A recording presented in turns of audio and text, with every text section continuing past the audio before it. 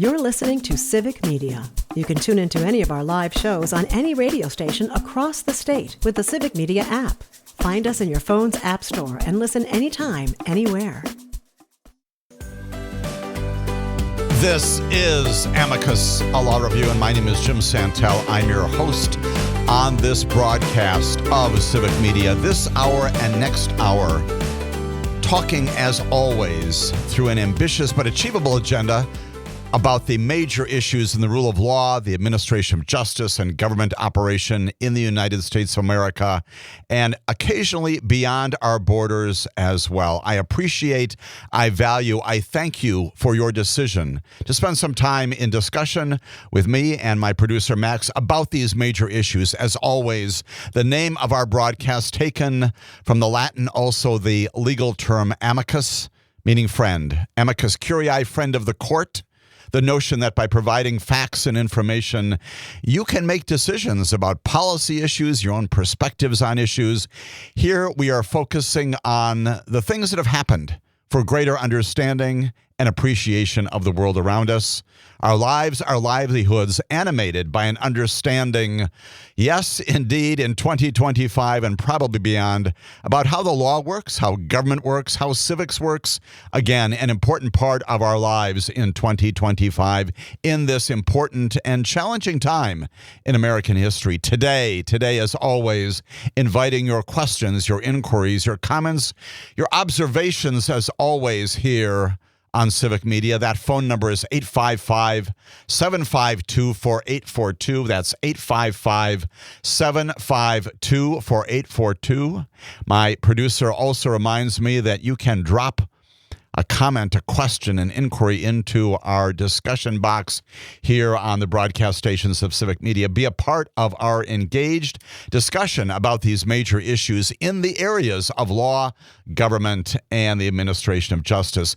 This weekend's program, no exception, as a matter of fact, chock full, as always, with important information that has come from the major news stories of just this past week. Let me identify those for you and tell you a bit about the subject matters that we are going to be discussing this hour and next hour as well. We begin what is, from my perspective, the most significant news story in the area of rule of law this past week, and that is the likelihood that the United States Supreme Court at some point in the near future is going to find a major portion, the remaining significant enacting portion of the Voting Rights Act of 1965, either unconstitutional or in some way inapplicable in the early portion of this, the 21st century. We'll talk about a case that the Supreme Court had before it this past Wednesday called Louisiana versus Calais. That's the name of the case. You need to remember that.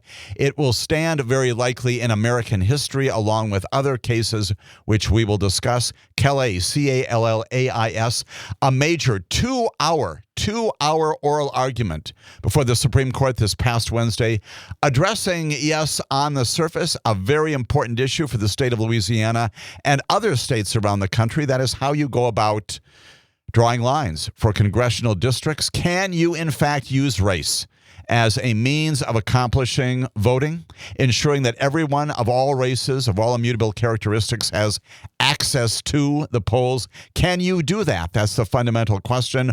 Or as the challengers maintain, do the 14th and 15th Amendments to the Constitution prevent Section 2 of the Voting Rights Act from being implemented? Have we been wrong since 1965?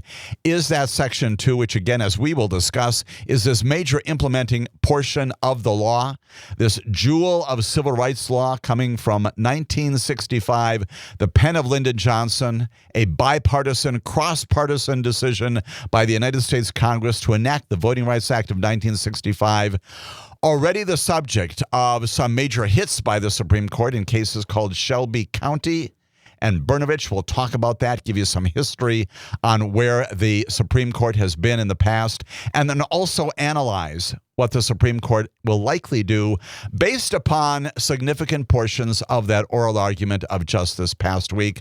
Shelby County, Brnovich, and now probably Calais. Calais, the third in these major Supreme Court cases, likely affecting dramatically, and that may be understating it dramatically, the future of the Voting Rights Act. And we'll talk not only about what the justices seem to be focusing on, which is once again time and the passage of history, and what we're going to call, as they have called, durational limits, time limits on the applicability of the Voting Rights Act of 1965. Has the time come in America to abandon the broad and ambitious goals of the Voting Rights Act and instead rely just on the 14th and 15th Amendments, no small things in and of themselves, but basically discard this notion under Section 2 that people of color and of other immutable characteristics, including language, and other things prohibited by the Voting Rights Act, those kinds of things are anachronistic and should no longer be part of our legal analysis of voting and line drawing and gerrymandering, all those other things that are so incredibly important in 2025, especially important coming up in 2026, 2028, and for the years to come in our nation. We're going to hear, actually, from a part of the exchange between the attorney for those people who are advocating to retain Section 2 of the Voting Rights Act, and you're going to hear from Justice Brett Kavanaugh, Justice Amy Coney Barrett, Justice Ketanji Brown Jackson, as they're in exchange, in communication with the attorney, testing the merits of this notion that maybe, just maybe, Section 2 should be time limited, that the durational time limit of the Voting Rights Act has come and may be gone. And so we'll talk all about Louisiana versus Calais, sometimes called Robinson. There's a second case there. And that will occupy a major portion of the first hour of our broadcast this weekend on Amicus, a law review. Then we necessarily go back and talk, as we always seem to do, about the work of federal district court judges and federal appellate court judges as well. A major thesis of this broadcast has long been that it is the federal judges at those lower court levels who are the bastions of liberty, the bastions of supporting our republic, not pushing back on the president or other branches of government because they can, but because it is right to do so, because the Constitution contemplates that, and because Congress has passed laws that the judges of America, especially the federal judges, are obliged to implement and follow and enforce. We'll talk about the latest coming out of, yes, both Chicago and Portland, having to do with that continuing issue of the presence and maybe the activity, the involvement, the deployment into those cities, those major American cities, Chicago and Portland, of the National Guard. We'll tell you all about what the Seventh Circuit Court of Appeals did just this past week in affirming a lower court judge who had said that the deployment of those National Guard forces could not be accomplished even while they could remain in place. We'll talk about what the Seventh Circuit did to affirm that fundamental notion, some very important language about whether or not there is truly a rebellion afoot, whether there's insurrection, whether there's complete dismay and disarray and discord in the city of Chicago that would justify, under different circumstances, maybe the president's activity. The Seventh Circuit telling us unequivocally, decisively, that no such thing exists, and therefore the decision by the president to deploy and to attempt to place into the streets of Chicago members of the National Guard is unsupported by the law, unsupported by the Constitution. We'll also talk about what's going on in Portland. There, a judge named Karen Immergut, that we have spoken about before, she has not only re-upped her lower court order as the world is waiting for the Ninth Circuit to decide on the legitimacy, what she has said previously, much like Judge April Perry in Chicago, waiting on the Ninth Circuit for sometime soon to issue its dispositive ruling, even though it has said already that it's not going to upset Judge Immergut's basic core ruling. Again, not having the deployment of National Guard into the city of Portland. We'll talk about those two significant updates in the rule of law and the likelihood, as promised by the administration already, to appeal those decisions coming out at least now from the 7th Circuit, maybe from the 9th Circuit, to where? To the United States Supreme Court. It may well be that on the docket of the Supreme Court, about 33 cases right now pending. At some point, they may add these issues related to the authority of the president to deploy the National Guard in major American cities upon a finding that there is indeed this insurrection, that there is indeed so much calamity, that there is indeed a rebellion afoot in these cities that would justify that kind of action. That issue may in fact get to the Supreme Court even in this current term as the court begins to entertain issues and challenges before it. All of that coming up here on Amicus Law Review, as are other discussions about decisions of district court judges. We're going to go back to Chicago and talk about a decision made by Sarah Ellis. She is yet another district court judge. She is talking about how language is important. She has been trying to tamp down the level of animosity, the level of danger, the level of confrontation that has been happening in some areas in the streets of Chicago, based not upon the National Guard, but based upon ICE engagements with the people there. We'll talk there again about the extent to which she has said that we need no longer from ICE and other federal law enforcement to do things that not only animate but aggravate the disarray there in the streets to some extent in Chicago. And then we're going to talk about some things that she said recently in which she is identifying ways in which the government, as we have seen in the past, is apparently not following her orders. We've seen that before. This is the constitutional crisis about which we have spoken at great length on this broadcast. From the pen, the words, the voice of District Court Judge Sarah Ellis, also in Northern Illinois, frustration about the failure of the United States government to follow her directives, telling those law enforcement folks to follow the rule of law, to follow her orders, ensuring that there not be these kinds of confrontations. And we'll discuss with all of you the focus, the meaning, the import of what Judge Sarah Ellis is saying these days. And then also another judge going back out to California, that having to do with a decision by another judge. We've heard from her before. Her name is Susan Ilston, Federal District Court Judge Susan Ilston, entering this order, telling the administration in a completely unrelated or maybe somewhat related area that the president simply cannot fire somewhere around 4,100 federal workers using the present shutdown, the federal budget shutdown, as a premise, a predicate for doing just that, saying those things, while related in some distant way, one does not depend upon the other, and it is an exercise of inappropriate authority by the president to fire, as he has begun to do, some 4,100 workers. Susan Ilston saying, stop it, can't do it. And the judge there also entering an injunction against the government with respect to some union representatives, but also having an impact around the country on federal workers generally. Finally, necessarily talking about that other portion of the news, that is the indictment of John Bolton just this past week, the third in a series of indictments against people who have run afoul of the president. We'll talk about what the Bolton indictment says, why it is different from the Comey and James indictments, and what we can learn about it in connection with the rule of law in America in 2025. All of that coming up on Amicus, a law review.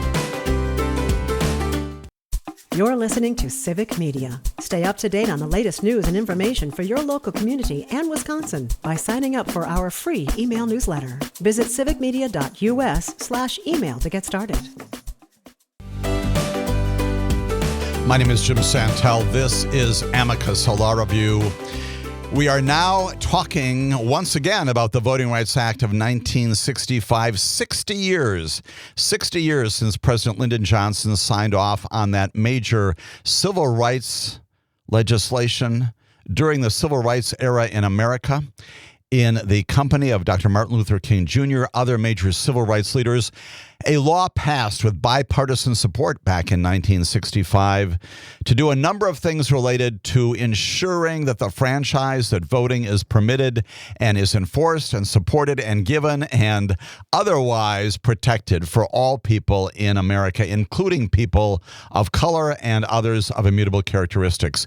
Premised upon the 14th and 15th Amendments of the Constitution, you know well what the 14th Amendment says. We talk about it a lot here, in part because of the president's invocation of some first language in the 14th Amendment, talking about the jurisdiction of the United States of America. That's the predicate for his birthright citizenship order. But there's another major portion of the 14th Amendment. It's the big portion, actually a number of sections of it that ensure that the government will not abridge the privileges and immunities of citizens, nor deprivations of life, liberty, or property without due process of law, nor any denials to any person of equal protection of laws. That's all 14th Amendment language. Lots and lots of cases, lots and lots of lawsuits under that. We tend not to focus nearly as much on the 15th Amendment, ratified in 1870. The 15th Amendment says the right of citizens of the United States to vote shall not be denied or abridged by the United States or by any state on behalf of race, color, or previous condition of servitude, talking plainly about slavery. All of those 13th, 14th, 15th Amendments passed in the wake of the Civil War. And so we also have then in 1965 the passage of this landmark United States federal statute that prohibits racial discrimination in voting. That's the fundamental way of thinking about it. It joins, of course, things like the Fair Housing Act, the Civil Rights Act, but it has been called the Voting Rights Act of 65, the crown jewel, and has had tremendous impacts in the 60 years of its existence, its invocation in and outside of courtrooms on ensuring that people have access to the polls. The statistics are clear, and the litigation has been important. By the end of 1965, 250,000 new black voters have been registered, 1/3 by federal examiners. By the end of 1966, only 4 out of 13 southern states had fewer than 50% of African Americans registered to vote. But after its enactment in 1965, the law immediately decreased racial discrimination voting in ways documented by historians, by statisticians, by civil rights folks. Its impact has been huge since 1965. This past week, before the United States Supreme Court, the specter that maybe, just maybe, a major portion of the Voting Rights Act of 1965 may no longer be accessible. Let's talk about what the law says, what is happening now in the United States Supreme Court. As I said, signed into law by President Johnson in August of 1965, amended 5 different times, supported over the years, endorsed over the years by the United States Supreme Court in a number of different cases, affirming the capacity of the Congress to do just this. A major case called South Carolina versus Katzenbach, 1966, holding that Congress does, in fact, have the power under the 14th and 15th Amendments, its enforcement powers, to enact this legislation.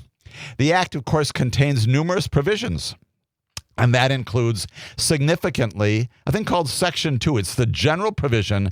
It prohibits what? It prohibits state and local governments from imposing any rule, according to the statute, that results in the denial or abridgment of the right of any citizen to vote on account of race or color or membership in a language minority group. Other provisions of the law also prohibit literacy tests, other devices that were historically designed to prevent and to stop voting of racial minorities.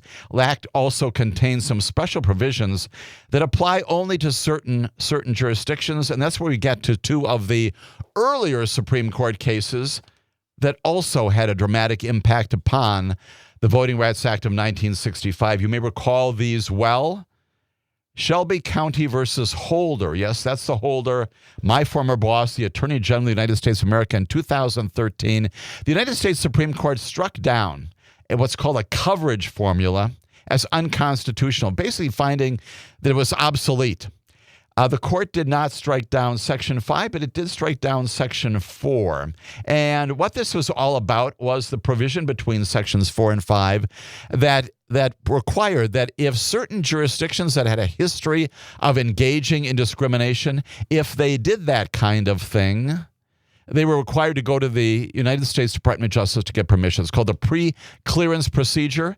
In 2013, the United States Supreme Court strikes that down in Shelby County versus Holder, an amazingly written piece of jurisprudence at the pen of the Chief Justice saying, you know what, it's been long enough. And things have changed since 1965, and for that reason, we no longer need this particular coverage formula. And therefore, while the application of the process itself remains in place, the coverage formula itself is too broad, needs to be revised. Congress can do that to this day, hasn't remedied the Holder case involving Shelby County. That was strike one back in 2013, limiting the capacity of the Department of Justice to stop discriminatory actions, rules, regulations by state and local officials. There was a second case in 2021, a little bit more recently, called Brnovich. And in that case, the Supreme Court also strikes against the Voting Rights Act, substantially weakening Section 2, ruling that the totality of circumstances language of Section 2, that is where you examine everything in determining what is happening here, does not prohibit some voting rules that have disparate impact on groups.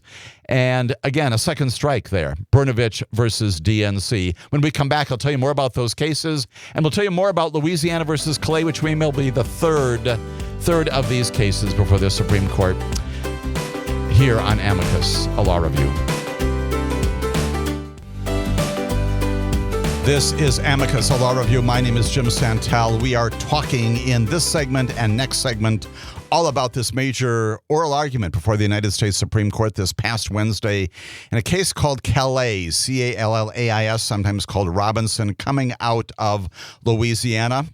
In the wake in previous years of the Supreme Court striking down major provisions of the Voting Rights Act, Section 4 in Shelby County, the pre-clearance provision, Section 2 limited dramatically in terms of its impact to change bad voting rules and processes. That case is Brnovich. Now we have Calais. And will this be the third strike by the Supreme Court to bring the Voting Rights Act to its knees, or at least close to that? Where do we get this case from? Does come out of Louisiana, as we have talked about before. Comes in the wake of the 2020 census, of course, as we did here in Wisconsin. Louisiana's legislature adopts a congressional map that included only one majority black district out of 6 in the state, even though about a third of the state's population is black. So what happens is a group of black voters go into federal court. They invoke Section 2 of the Voting Rights Act, saying our vote is being diluted, it's being abridged. And in particular, this particular decision about drawing the lines in this way without 2 majority black districts is an abridgment of the right to vote based on race because of the dilution of the votes of those black residents. Federal District Court agrees, throws out that map, and orders that a second map with a second majority black district be put in place. The Fifth Circuit Court of Appeals upholds that ruling, orders Louisiana to draw that new map by January of 2024 or face the prospect of a trial. The legislature does that. And in response, the legislature then has in 2024 a new set of maps in Louisiana with 2 majority black districts.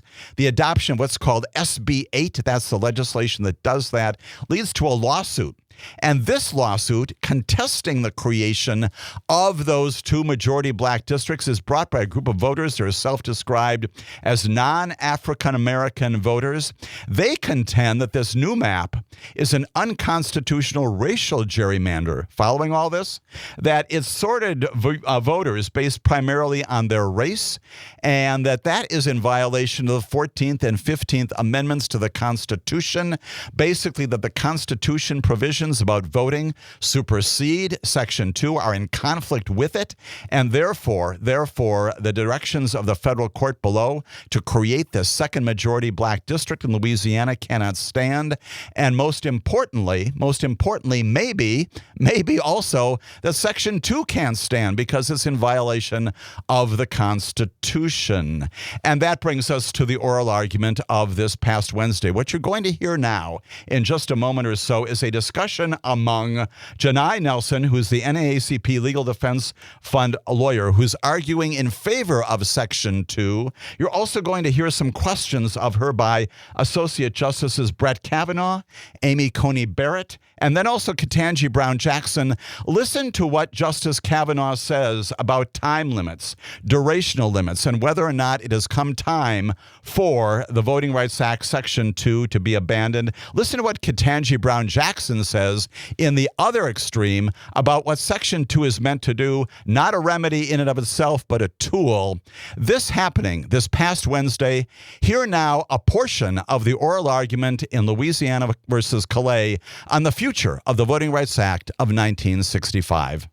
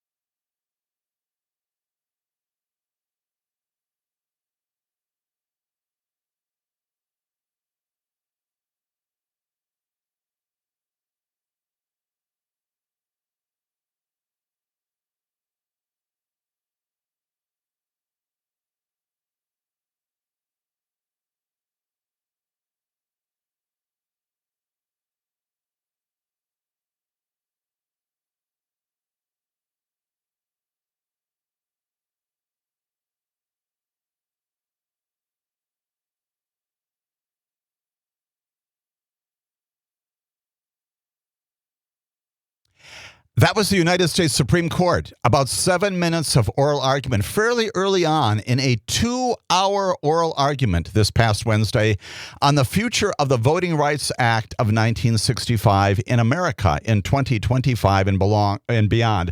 Who you heard there principally once again is Janae Nelson. She is the lawyer for the NAACP Legal Defense Fund. You heard Brett Kavanaugh significantly define a portion of the argument, actually overcame many of the other arguments during the course of the discussion. He said this court's cases in a variety of contexts have said that race-based remedies are permissible for a long period of time, but they should not be indefinite. That's Brett Kavanaugh speaking, and asks Ms. Nelson, what exactly do you think the endpoint should be, or how would we know for the intentional use of race to create districts? How should that end? When should that happen? You had Amy Coney Barrett briefly interceding there as well to ask about some issues. And then you had this at the opposite end of the spectrum, this exchange between Ketanji Brown Jackson and Ms. Nelson, again, the attorney for those who want to support Section 2, want to keep those two districts in Louisiana. Ketanji Brown Jackson articulating this notion that Section 2 does not have to go away, that it is a mechanism, it is a remedy, it's a bridge, if you will. It's a tool to accomplish something. But the law itself does not need to go away and should not go away because not only do you have Section 2 of the Voting Rights Act enacted pursuant to the 15th Amendment, but the 15th Amendment itself prescribes equal rights under the law in the voting setting. And so we have in this oral argument, in that 7-minute period, a codification of what the Supreme Court is wrestling with right now. And when we come back, some final comments about this oral argument in Louisiana versus Calais, where the Supreme Court may go and what it means for the future of voting in 2026 and beyond in the United States of America. All of that here on Amicus, a Law Review. You're listening to Civic Media. Find the latest news, information, and archives of all your favorite shows on the Civic Media website, civicmedia.us.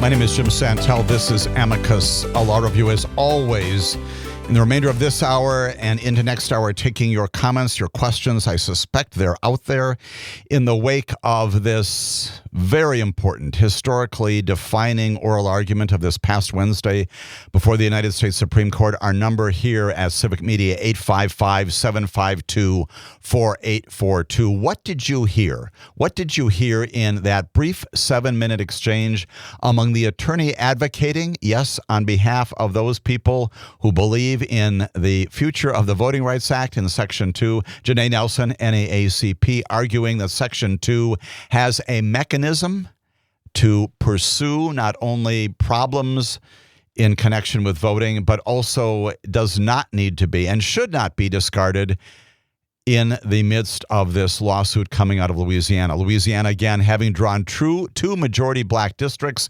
being challenged by this group that maintains that decision, race-based, is in violation of the 14th and 15th Amendments to the Constitution that talks about equality, and maintaining that the Voting Rights Act, Section 2, is inconsistent with that, and therefore the Voting Rights Act needs to be stricken, and Section 2 in particular needs to be stricken from the laws of our nation. What did you hear during the course of that 7-minute exchange? You heard very likely how this case is going to be decided perhaps soon, certainly no later than June of next year, which we will talk about as well. On the one side, we heard once again, as we have heard before, this reference to the notion that we no longer need to be focused, as we had to in 1965, on race. Recall well that in the case of Shelby County versus Holder, that was 2013, the Chief Justice himself said, all of this is based on 40-year-old facts that have no logical relationship to the present. The time has moved on, passage of chronology here, and therefore we no longer need these kinds of remedies. We no longer need these kinds of formulas to address racial discrimination in voting. And you heard Brett Kavanaugh articulate that, admittedly, in a very diplomatic way when he said that these statutes should not be indefinite. They have to have an endpoint, he said. What is the endpoint? How do we know when we've gotten there? That is going to be one of the central features of whatever the Supreme Court decides here with respect to Section 2. At the other extreme, you have plainly Ketanji Brown Jackson and presumably Elena Kagan and Sonia Sotomayor saying just the opposite, that indeed Section 2 is a means to an end. It is the mechanism, it's a tool, it's doing the work, if you will, of determining whether there is discrimination. And if so, then the courts need to fashion the remedy. It's the remedy itself that may at some point go out of style, out of fashion, out of time. But this notion of establishing a time limit, this notion of establishing a time period by which the Voting Rights Act in its very nature is now obsolete, that it has come to that point in American history that we no longer need this kind of protection.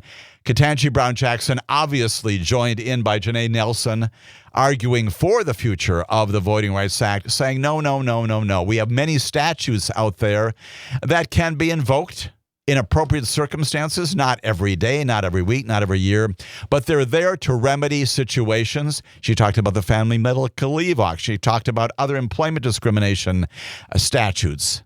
All of those available in the circumstance where there is discrimination of some kind and then can be invoked. Doesn't mean you throw out the statute itself. That's what Ketanji Brown Jackson was arguing about and pushing back on this notion of, and here's the concept, temporal or durational limits. That somehow the Supreme Court is going to say that Section 2 has outlived its usefulness. A durational limit should now be imposed, a temporal limit, a deadline for its removal.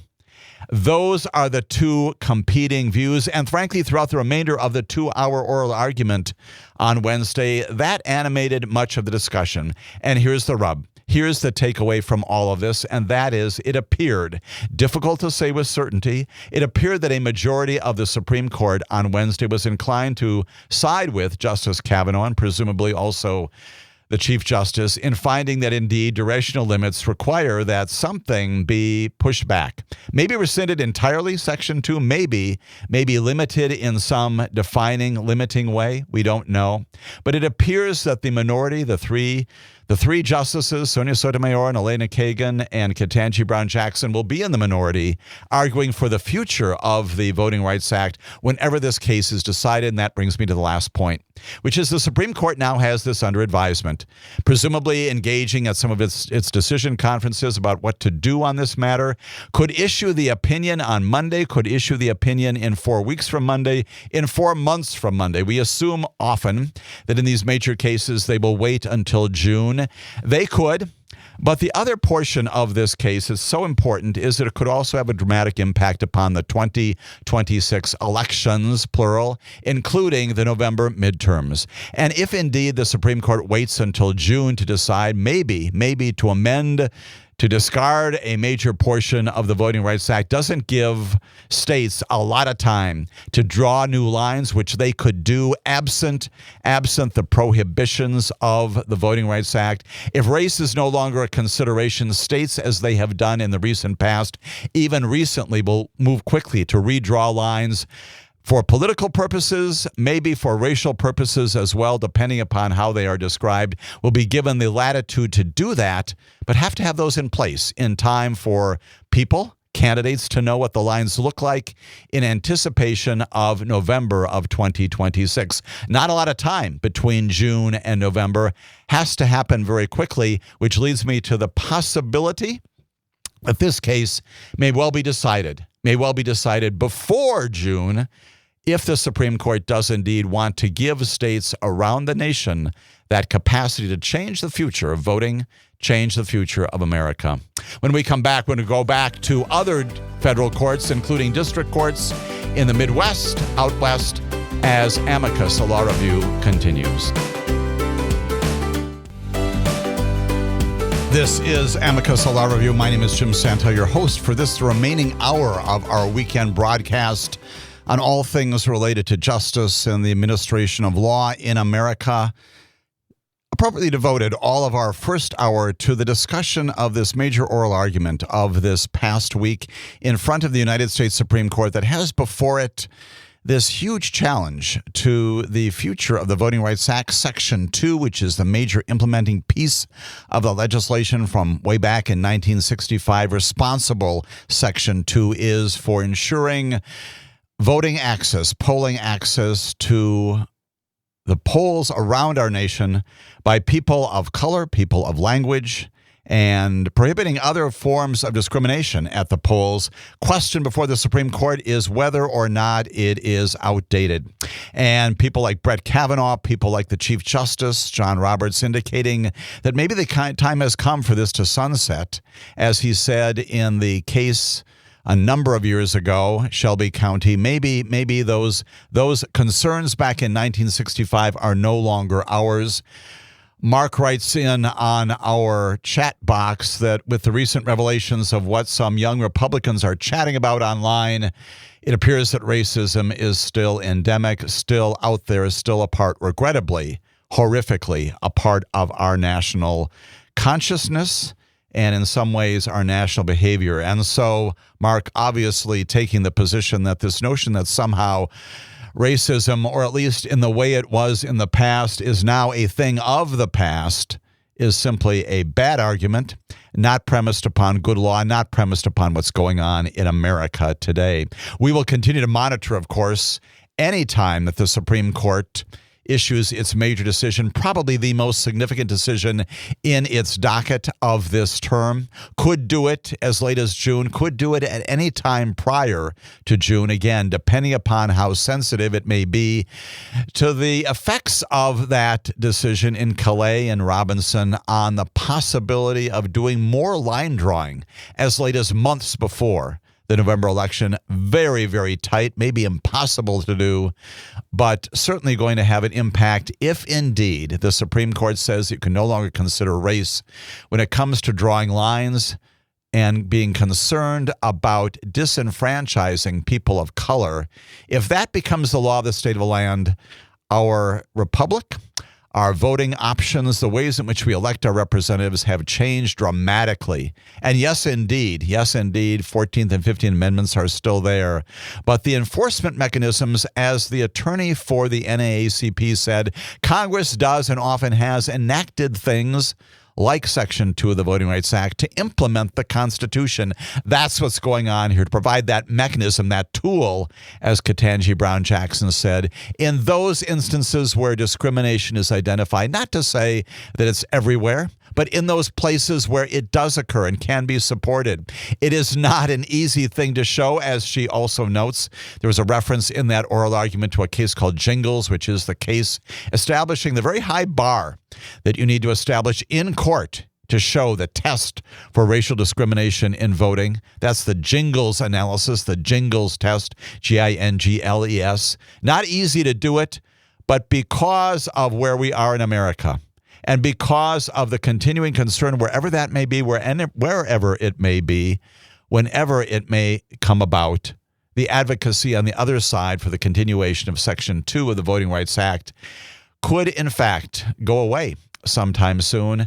A major case, not only in this docket, in this term of the Supreme Court, but in recent American history, maybe the third case in the series of three that brings the Voting Rights Act to an end. Let's talk about other federal judges and revisit some of the concerns, some of the challenges that they have had in connection with, number one, the National Guard, secondarily, the conduct of law enforcement in our cities, and also this notion of firing federal employees in the midst of the shutdown. Somewhat unrelated, but yes, related in many ways, big and small. Let's begin right here in our own Seventh Circuit, the Seventh Circuit Court of Appeals. You may recall well, as we have discussed in the past, that previously Judge April Perry, she is a district court judge in the Northern District of Illinois, has entered these orders finding no credible evidence that there is a danger of rebellion in the state of Illinois, and so rejecting outright with very strong language, looking around, saying there's no support for that there are no reasons for the deployment of the National Guard. What happened initially about a weekend ago when we were on the air is the Seventh Circuit said, well, you know what? We're not going to direct the National Guard to go away, but also they're not to be deployed. That was the order from the Seventh Circuit at that time, sort of to maintain the status quo, to support pretty much what the lower court judge had done, maintain that status quo until we have a chance to review this entirely.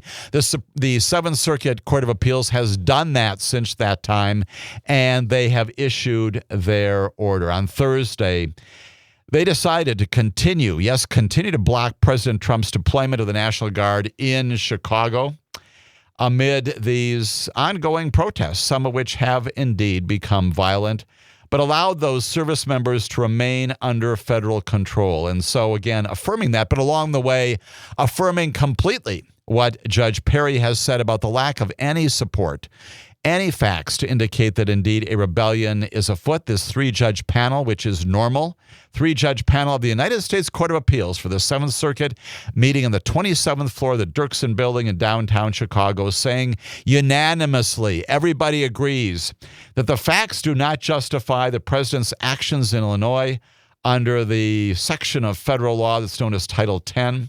That's the provision that the president and his advisors, those others in the White House, have invoked to federalize National Guard troops to protect immigration personnel and government facilities, as he has described it in Chicago and other places. He's invoked that, but it's premised upon the notion that there is an insurrection or rebellion. And the Seventh Circuit rejects that out of hand. No lack of clarity whatsoever. Here's what the Seventh Circuit says. At this stage, we cannot say the administration is likely to succeed in demonstrating that the president lawfully federalized the Guard under the provisions of Title 10. The judges, in particular, Judge Elena Rovner, David Hamilton, and Amy St. Eve, they are a combination of, yes, Democratic and Republican appointees, two of them from Republican presidents, one of them from a Democratic president. Again, we regret the fact that we've got to identify that, but an awful lot of focus is on that notion because the president has made that an issue. The reality is here, as in so many other cases, we have nonpartisan, apolitical decisions being made by federal judges who happen to be nominated and confirmed by presidents and senates of very different parties, but all saying the same thing. You don't have the authority to do this, Mr. President. Again, Title 10, which is what the president has invoked, allows the president, under appropriate circumstances, to call the National Guard into federal service when there is, here is the language, rebellion or danger of a rebellion against the U.S. government, or if the president is somehow unable, according to the language of the statute, to, in his normal course of business, unable with the regular forces to execute the laws of the United States. Judge Perry had said decisively, as we have reported and talked about in the past, neither one of those in place, no indication, no evidence whatsoever in the evidentiary hearing that she had that there was any showing by the Department of Justice that either of those is the case. There's no rebellion, no incapacity of the president to serve as the chief executive of the laws of the United States of America. And the court goes on to say that the authority invoked under Title 10 is simply not supported by the facts on the ground, and that the federal facilities somehow have come under a coordinated assault by violent groups intent on obstructing federal law enforcement activities. Seventh Circuit pretty much rejects all of that kind of exposition for justifying it. Instead, the court says that the decision by the Trump administration to try to do this, to affect the conduct of what's going on in the streets of Chicago, simply insufficient evidence of anything to suggest there's a danger, that there is a rebellion afoot, or that one will likely occur in the city of Chicago. Here is what they write.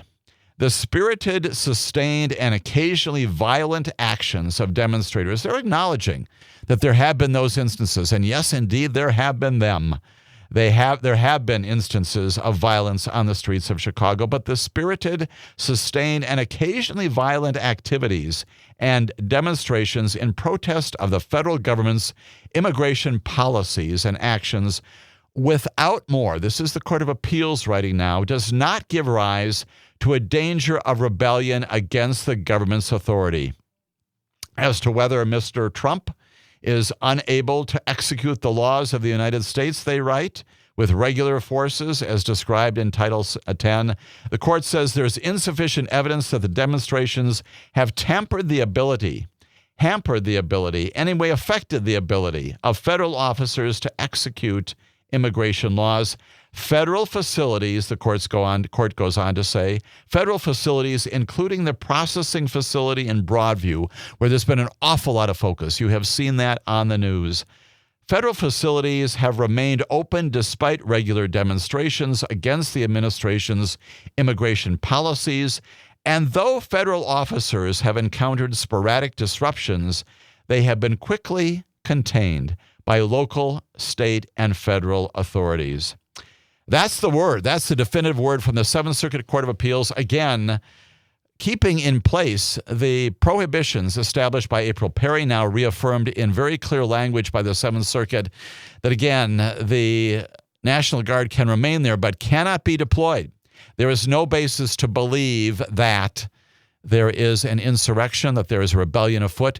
The court, plainly, April Perry, will have more proceedings. Indeed, based upon what the Seventh Circuit has just done, she has ordered that her present order, affirmed now by the Seventh Circuit, remains in effect for a number more days, scheduled a hearing for October 22nd to determine whether to extend that temporary order, which has been affirmed by the Seventh Circuit, basically turning that into a permanent injunction and permanent finding.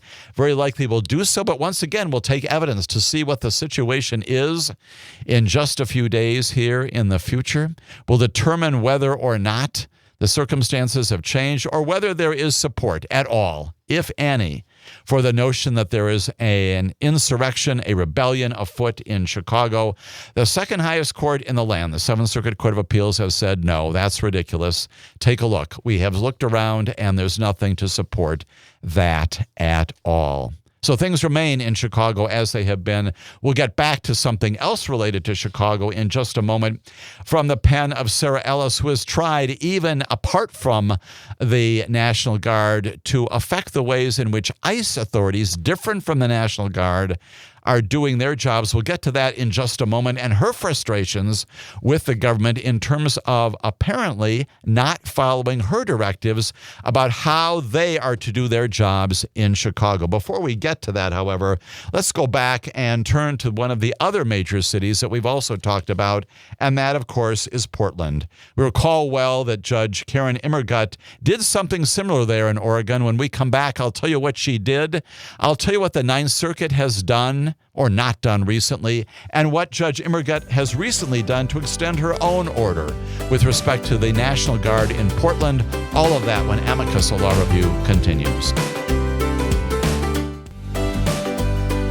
My name is Jim Santelle. This is Amicus, a law review. We are talking, as we so often do on this broadcast, all about federal district court judges imposing injunctions after evidentiary hearings, getting witness testimony, looking at documents, looking at other things presented by lawyers in the adversarial system of the proceedings in their courtrooms, and determining in the end, in so many ways, big, small, and in between, that the president does not have the authority to do what he's doing. In this case involving the National Guard, finding unanimously, at least up to now, that there is not an insurrection. There is not a situation in America, in Chicago, in Portland, that is in the nature of rebellion to justify the entry of the National Guard. And oh, by the way, the president not impeded, not prevented from enforcing the laws of the United States of America. That is what the Seventh Circuit of the Court of Appeals here in Chicago, in our circuit, here in our Seventh Circuit, has said.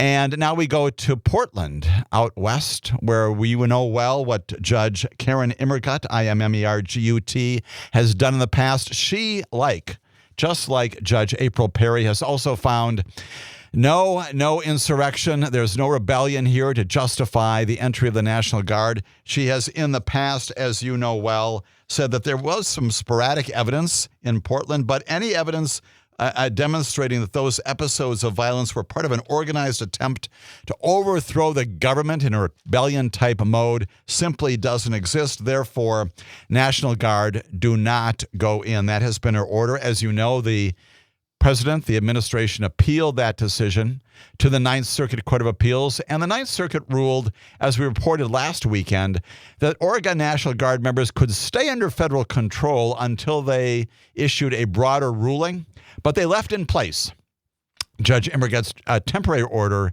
that barred the troops from being deployed. At the hearing, as we know well, that panel, the Ninth Circuit, seemed to take very seriously the arguments by the administration that the deployment would be legal. And they questioned Judge Immergut's conclusion that a military presence was not needed. We'll see what the Ninth Circuit does with all of that, but that's the status of things in the Ninth Circuit Court of Appeals, even as Judge Immergut, based upon what the Ninth Circuit has done up to this point, has also done something else, just like the Judge April Perry has done in Northern Illinois. She has extended her previous orders preventing the administration, preventing the president from sending National Guard into Portland, Oregon. Judge Immergut on Wednesday extending 2 temporary restraining orders that would have expired very soon. The extension applies for another 14 days. Case scheduled for trial. Again, more evidentiary hearings at the end of this month on October 29th. The judge once again writing, "This is a nation of constitutional law, not martial law," and justifying her decision to extend this injunctive action until that time. Immergut had ruled that deference is not equivalent to ignoring the facts on the ground, and indicating that the president's idea of the situation in Portland was simply untethered to the facts. All of that coming out from Judge Immergut as she extends the injunctive action with respect to the National Guard there in Portland. And again, all of this a part of a linguistic interpretation, which is important, but also, as both judges, and at least one court of appeals have said up to now, premised upon the facts.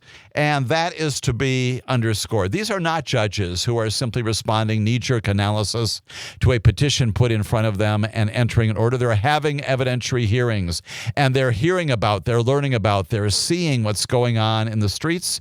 You have also seen some of the various memes and videos posted indicating in a humorous way the mayhem, the rebellion, the insurrection that's going on in Chicago and in Portland. Obviously, just the opposite, including one by the mayor of those cities and the governor of the state of Illinois, ridiculing the notion that there is a rebellion afoot in Illinois. Those things meant to underscore in a silly but humorous way, but nonetheless very serious way, the notion that the factual predicates for National Guard intervention are simply not there. And that has a legal implication and also a practical implication of what happens in the streets of America. In the same streets of America, going back to the city of Chicago, bouncing around our nation in this second segment of Amicus, a Law Review, let's go back and talk about what is going on in the streets and the work and the activities of another judge. Her name is Sarah Ellis, E-L-L-I-S. She, once again, like Judge Perry, she's a federal district court judge in the Northern District of Illinois. And she has been wrestling with the behavior, the conduct of federal agents on the streets of Chicago. And not National Guard, federal agents. You have seen a lot of this in the videos.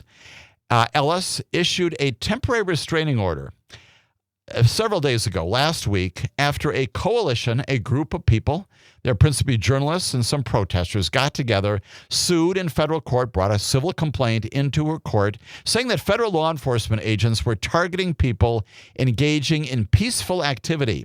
And that included, they identified themselves, including multiple reporters who said that they had pepper balls fired on them despite being identified as the press. And the court, that is Judge Ellis, in the wake of that, entered certain orders saying you've got to behave. You can engage in law enforcement, legitimate law enforcement, pursuant to the regular practices and procedures that we know well in America. But she required, among other things, all agents to wear cameras. She agreed that some flexibility was required, but has required that the law enforcement officers of the federal government need to follow the rules. They need to be very mindful about the ways in which they engage with the public, can't use tear gas indiscriminately, can't drive cars into crowds, can't do other things that are not consistent with law enforcement in America. When I come back, we'll talk more about what Judge Sarah Ellis has said to the government, why language is once again important, and what's going on in Chicago here on Amicus, a Law Review. This is Amicus, a Law Review on the broadcast stations of Civic Media. My name is Jim Santelle, focusing on these various decisions by federal district court judges and appellate court judges responding to the initiatives, the attempts, the movements of this administration to place, yes, in one area, the focus on National Guard, premised upon the ridiculous notion that there are insurrections and there are rebellions afoot in major American cities, the judges rejecting that to this time. And then we also have District Court Judge Sarah Ellis. She is a district court judge, a trial court judge in the Northern District of Illinois in Chicago, and she is wrestling with a related but somewhat separate issue, which is what do we do about all of this violence in some areas in Chicago being accomplished at the hands of the initiative of federal law enforcement agencies. And what she does is she responds after some journalists and some protesters claim that the federal law enforcement agencies there are targeting people involved in peaceful activity, doing things of a violent nature. Multiple reporters said they were subject of pepper balls fired on them, other things going on. And initially, she says, that is the judge, says that federal agents cannot target journalists who are not interfering with them, cannot simply shoot pepper balls, other things at them which obstructs their particular work, their mission as journalists. She also says federal agents are prohibited from using tear gas and less lethal munitions on anyone who does not impose an immediate threat to safety. In other words, stand down.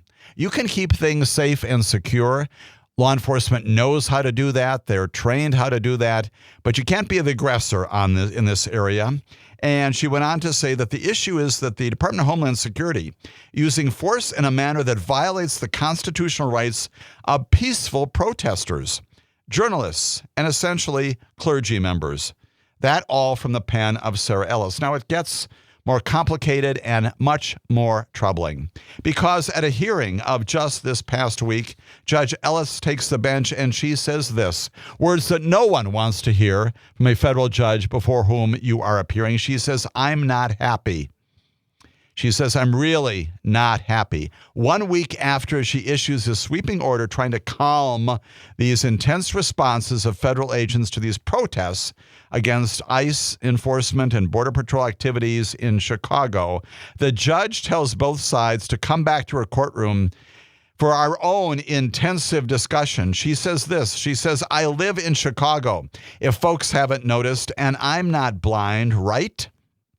So I don't live in a cave. I have a phone, I have a TV, I have a computer, and I tend to get news. She goes on to say, once again, Judge Sarah Ellis, that news reports were leading her to believe that the Trump administration is not following her instructions. Gosh, have we seen that before? The answer is yes. Is this a situation where, once again, in the context of the continuing constitutional crisis that we are in, we've got one branch of government simply looking at another one and saying, no, we're not doing that. The judge says, from what I'm seeing, I'm having serious concerns that my orders are not being followed. She's announcing that she is expanding her restraining order, requiring all federal agents who are part of this Operation Midway Blitz who have body cameras to have them on during encounters with protesters. That's a part of her initial and expanded order as well. Department of Justice still is opposing her on that. And she is going on to say that she is upset by what she is seeing in the wake of the directives that she has issued to stop this kind of confrontational, aggressive movements of federal law enforcement officers. She says this: there's a reason the Chicago Police Department has policies about car chases and where they occur and where they need to stop. She suggests, of course, that this situation resulting from Border Patrol agents using tactics not appropriate under traditional law enforcement means, including of the Chicago Police Department. She says this, and here's the great lesson coming out of Judge Ellis's courtroom just this past week. We're not on the border, she says. We are in an urban, densely populated area where crowds are going to converge when there's a commotion, where appropriate crowd control is important. She acknowledges that. Trying to apprehend and detain people is very, very different when you're in an urban setting than when you're out there on the border. She is upset. She is not happy, as she says, on the record to the parties in this case, and she's not happy with the government. She has demanded that an ICE field director appear in her court, as she said, to explain to me why I am seeing images of tear gas being deployed and reading reports that there were no warnings given before it was deployed out in the field. Unclear whether that representative, that ICE field director, will appear in her court. Basically, this is what's called an order to show cause, why contempt should not be found. She is not happy. That is an understatement, a diplomatic understatement of her stature right now, her position on this. And it is significant, again, in two ways, which is, once again, the courts are trying to maintain this balance between legitimate law enforcement, which there is, law enforcement that does have the obligation, yes, to keep us safe and secure in service to us, but to do it consistent with the policies and practices that have been a part of our traditions in America for decades long. And even beyond that, we train all the time state, local, federal law enforcement officers about accomplishing that balance. Is it easy? No, not at all. Because sometimes very important decisions, snap decisions, need to be made in the midst of the commotion that the judge is talking about. Sometimes, most often, those decisions can be justified, but sometimes they're wrong. And afterwards, there is analysis about those and hopefully remedies to them. What the judge is saying, when you're going in from the start and doing the very things that I've directed you not to do with tear gas and driving cars into crowds and not wearing body cameras, when I've told you to do just that, that is of a different piece. And that is what she is upset about. It is significant as well. Another rule of law issue here in the courtroom of Sarah Ellis. This administration, through the ICE authorities and through the federal government, apparently is saying, no, we're not doing that, Judge. That's the constitutional crisis that we have been in since mid-March of this year that continues to grow and to be illustrated on a regular basis. There is another case, yet another one, involving yet another federal district court judge. And it does not, in this instance, have to do with violence or law enforcement on the streets of America. Instead, it has to do with the shutdown. Day 18, going into day 19 soon of the federal shutdown. As I have commented before, one of the basic things that we need to anticipate, need to expect of our representatives, Republicans and Democrats both, the most fundamental thing is to keep the government in operation.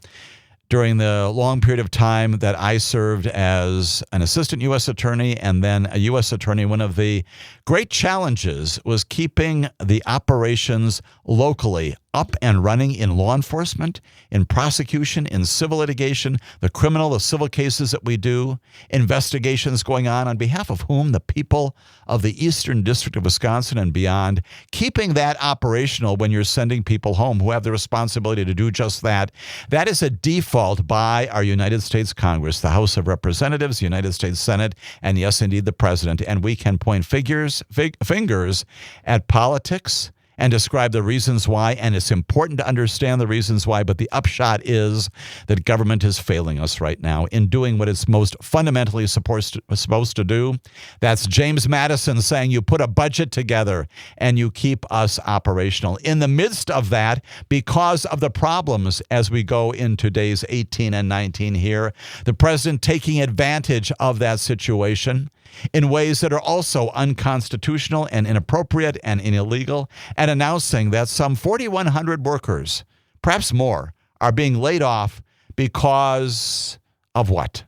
Because of the suspension in budgeting, because of the suspension in the federal budget, the fact that we do not have a budget. That's how he describes it. But in fact, those two things, as another judge, Susan Ilston, we've heard from her before. She's in California as well. She's in San Francisco, has said that these things are, for the most part, unrelated and you can't do them. Federal Judge Susan Ilston, just this past week, ordering the Trump administration once again to stop doing what you're doing. There's no legal, no constitutional basis for pursuing the layoffs of about 4,100 federal employees during the government shutdown. Susan Ilston saying this during a hearing on Wednesday. Once again, evidence presented to her, witnesses, evidence in front of her, said that she was granting a request from unions representing federal workers for an emergency order pausing the layoffs that began about a week or so ago. The judge says this: as of right now, the temporary restraining order that I am ordering is in effect. The order, she said, bars the administration, bars Donald Trump, bars this administration from moving ahead with layoff plans for members of several unions that sued over these plans announced by the president, announced by the White House, or issuing any new layoff notices for those unions' members. It will remain in effect while the union's legal challenge plays out.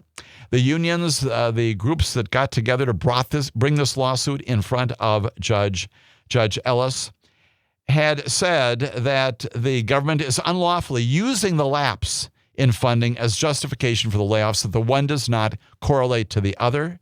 And Ilston said she saw evidence suggesting the administration was indeed consistent with that disconnect, that she had seen evidence that the administration had taken advantage, her words, of the lapse in government spending, in government functioning, to assume that all bets are off, that the laws simply don't apply to them anymore. She went on to say that she believed that the planned layoffs were impermissible in part, and we have seen this from the words of the president himself, because, as she said, she made the finding based upon her evidence in front of her that they're politically motivated. Politically motivated. Presidents talked about Democrat programs and things that are partisan in nature and targeting Democrats in particular. She pointed to statements by that president saying just that officials are targeting programs and agencies favored by Democrats. Now, you'd like to think that those programs and policies are in place. They're passed by Congress, majorities in Congress recently and in years past, decades past, by, in most instances, some bipartisan coalitions. The president, once again, politicizing even this and deciding to, punish employees in the federal service, civil servants who do not, day in and day out, bring to their important jobs a partisan perspective. They leave those at home, in their cars, at the door. Nonetheless, invoking some partisan views about the fact that there are Democrat programs, Democrat initiatives, Democrats who want these things done. Therefore, I'm punishing them by terminating employments here. It is the latest instance of his politicizing his actions there. And again, Judge Ilston there in California having none of it and saying it is the politics that infuses what's going on being trumpeted out loud in this case. Political motivation cannot be a part of this. And she adds, these activities are being undertaken contrary to the laws. You're acting in violation of the law, Mr. President. And they do, in fact, have governing force here. That's what Judge Susan Ilston has said this past week. Undeniably, that's going to be taken up once again to the appeals court. More of that litigation in the future. We come back for our final segment, some comments upon the recent indictment of John Bolton and the ways in which it's different from some others that are out there. All of that when Amicus, a law review, continues. My name is Jim Santelle. This is Amicus, a law review in the final segment of our weekend broadcast, focusing now upon one of the other major rule of law stories, Justice Administration stories of the week. That is the indictment by a federal grand jury of former National Security Advisor John Bolton, no longer in government for a long period of time, but the National Security Advisor in Donald Trump's first term, became one of his most outspoken critics, and that's an important issue. He was indicted just this past week by a federal grand jury in Maryland.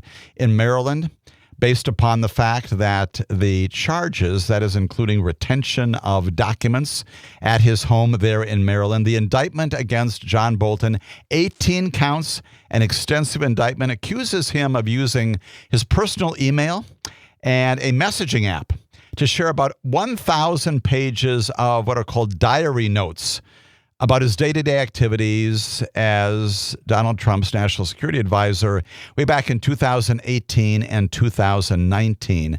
The notes, which according to this very extensive indictment, were sent to two family members who did not have security clearances, and they included apparently national defense information, details about things that were classified as top secret. The allegations, again, go on to note that they were not identified, that two members of the family were not identified, but plainly indicating, according to the indictment, that John Bolton understood the nature of what he is doing when he's sending these on.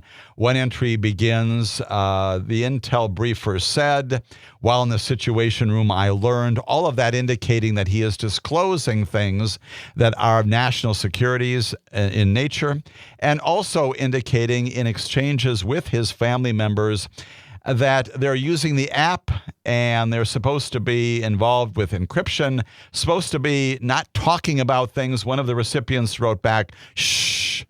All of this indicating that they knew that these pieces of information were not to be disclosed. Lots and lots of information in the allegations in that omnibus indictment, 18 counts, using personal email, messaging, and also engaging plainly. The theme will be some violations of our national security. Lots of accounts inside what is in many ways a talking indictment with respect to John Bolton. You may recall well, we talked about this earlier, that he was previously the subject of an FBI search at his Maryland home. In August, they removed computer files and documents and papers. Not at all surprising that in the wake of that, probably a lot of that, the basis for the grand jury indictment now. Significantly, this one appears to follow some normal department channels. We know the investigation was initiated during the Biden administration. It was not pursued at that time.